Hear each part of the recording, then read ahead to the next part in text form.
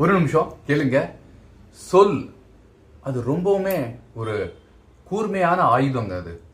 அது இருக்கிறவங்கள இல்லாதவங்களாக்கிடும், இல்லாதவங்கள இருக்கிற மாதிரி ஆக்கிடும். ஒரு தடவை செகண்ட் வேர்ல்டு வார் நடந்தப்ப ஒரு கடிதம் ஜேர்னலுக்கு வந்துதான்.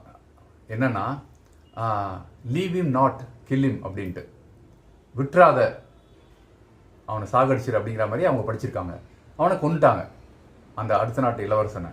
ஆனால் அந்த ஜெனரல் என்ன சொல்லியிருந்தாருன்னா, leave him not kill him, அவனை விட்டுடு, கொல்லாதீங்க அப்படிங்கிறத அந்த சொல்ல எழுதியிருந்தார். சொல்ல படித்தது சொல்லாடல் மாறினதுனால ஒரு உயிர் போயிடுச்சு.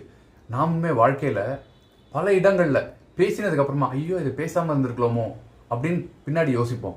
அந்த நேரத்தில் நிறுத்தினோம்னா அந்த வார்த்தையை வராமல், அவ்வளோதாங்க, வாழ்க்கையில் ஜெயிக்க முடியுங்க.